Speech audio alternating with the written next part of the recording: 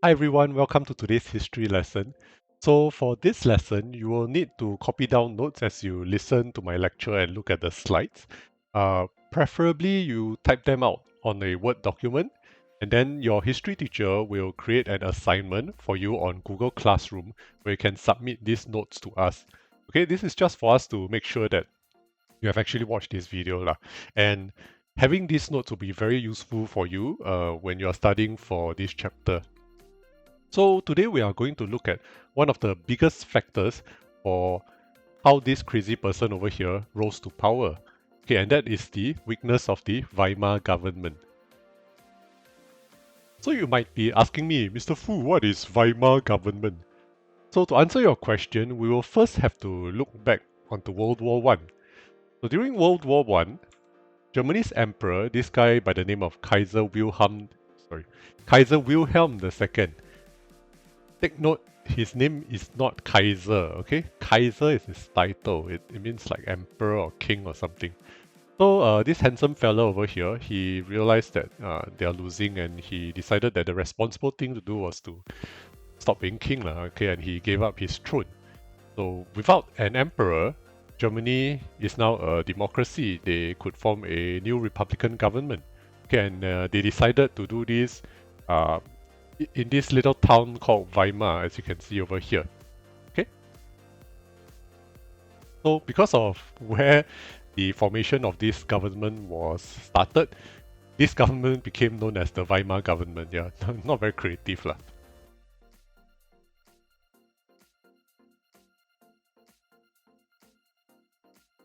Okay, the first president for the Weimar government was this fella. You can see him over here, someone who looks like he had a bit too many donuts. His name was Friedrich Ebert, and he was the leader of this party called the German Socialist Democratic Party. So this Weimar government, right, was like a modern day democracy. It's like what Singapore and America is like, where citizens have the right to vote, they were given freedom, and they were given equality. So everything looks really good on paper. But as we all know, this government failed, or else our good friend Adolf Hitler would not have been able to come to power. So what were some of the reasons that made the Weimar government fail? We are going to look at them. There are three main reasons for this.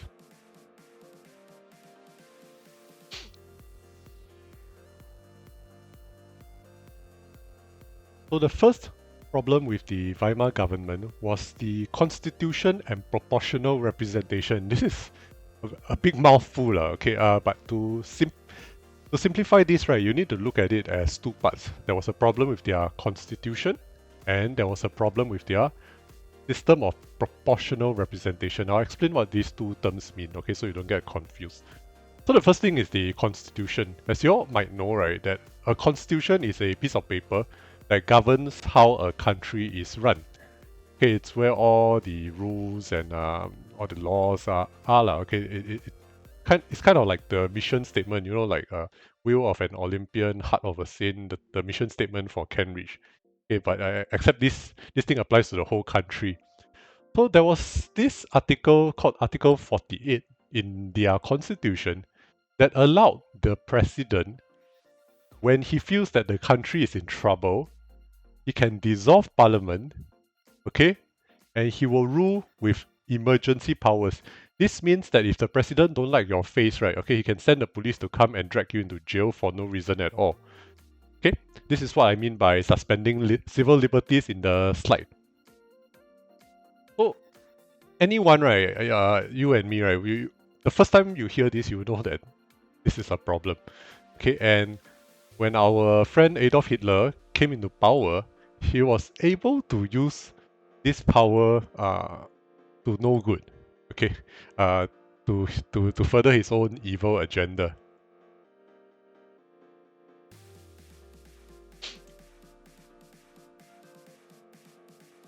So that was one problem. The other problem was proportional representation. This very long and difficult word. So let's break it down. Proportional representation. The word proportional means that it's something given in proportion. Like you give $1, then you get something worth $1. Okay, that's called proportional.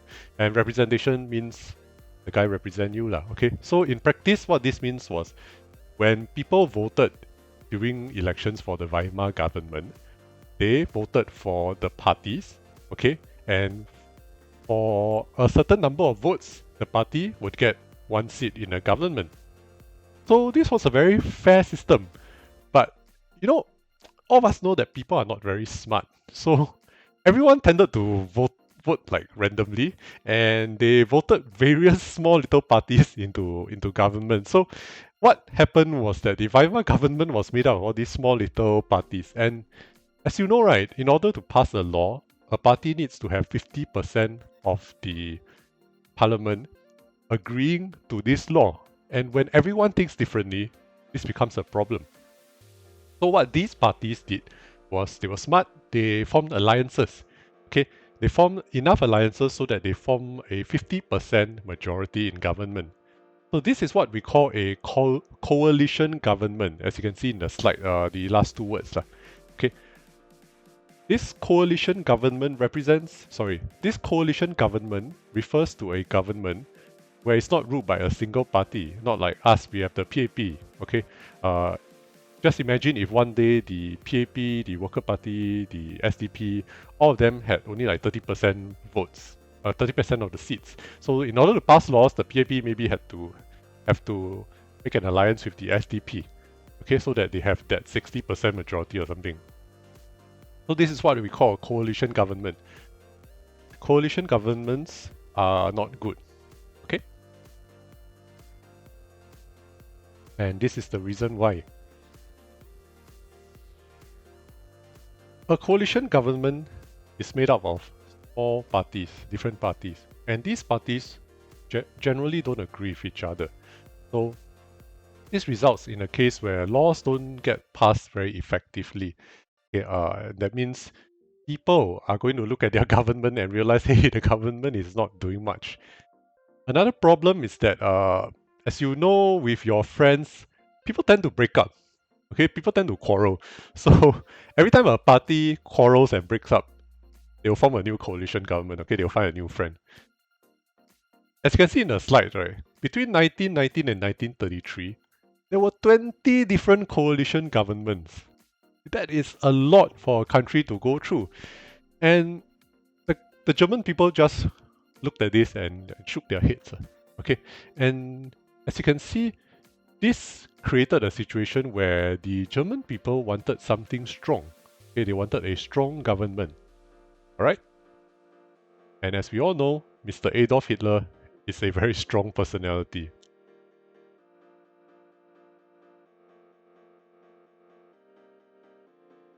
So that was the first weakness of the Weimar government, okay, the longest one. The constitution and the proportional representation. Now let's look at the next one, the next weakness. And this is the weak support. Very simply put, the Weimar government didn't have a lot of support. Okay, a lot of people were still loyal to the Kaiser. Okay. Things got so bad, right, that in 1920, this guy by the name of Wolfgang Kapp and his friend, General Walter von Lüttwitz, led a group of soldiers, okay, to try and overthrow the government. So what they did was they took a small group of soldiers, okay, they marched onto Berlin, and then they declared that their leader, Wolfgang Kapp, was the president. This event, you need to remember this, okay? I bolded it in the slides here. This event is known as the Kapp Putsch. Okay, when you see the word Putsch, it just means I'm thinking of a simpler word, a rebellion in German, okay?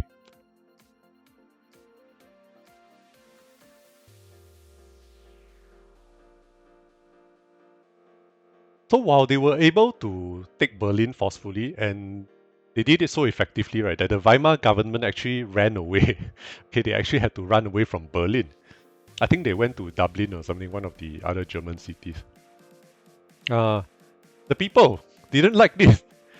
Okay, of course, if you looked on the streets and you see the Singapore armed forces marching into City Hall and taking over the government, you're not going to like this either.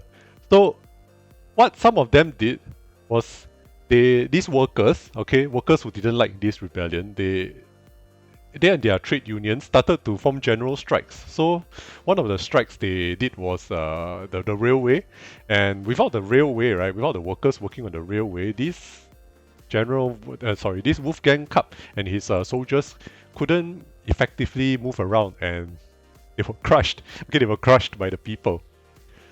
But what this Kapp Putsch shows is that the Weimar government was really unpopular. Okay, people didn't like them until they actually went for a rebellion.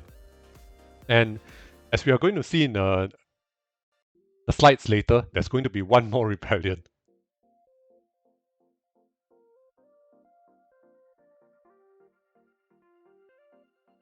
Okay, this is the last weakness for the Weimar government, our third weakness.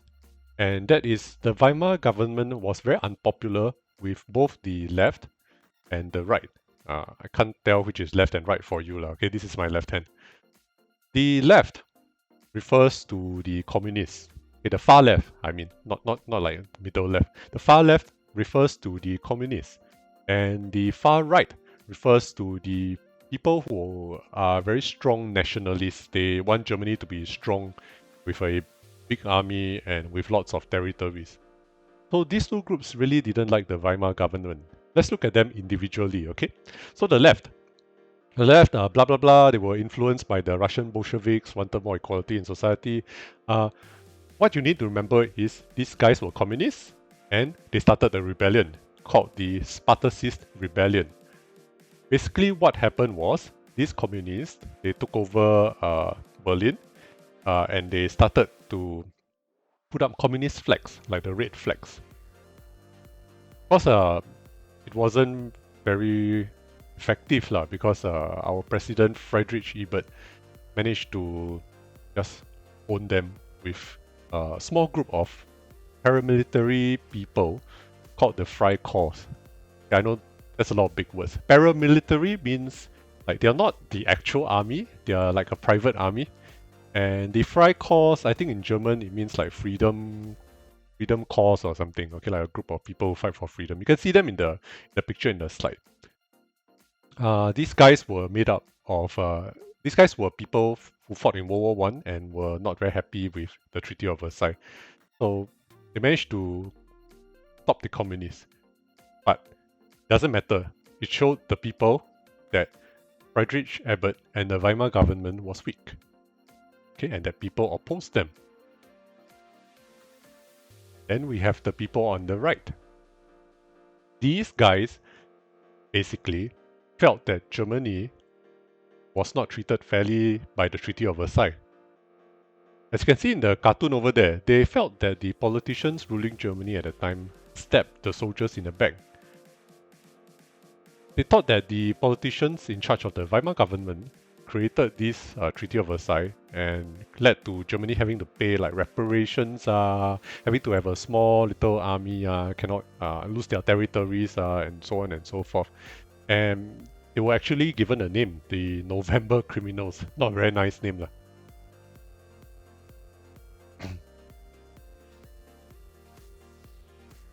These guys, like most right-wing people, wanted Germany to be strong, to have a territorial expansion, and they wanted a dictator, surprisingly. Okay, they wanted a dictatorial style of government, which you can see there, means that they want like a very strong government that will basically dictate what the people can and cannot do, which is what our friend Adolf Hitler did, if you remember your lessons from The Boy in the Striped Pajamas.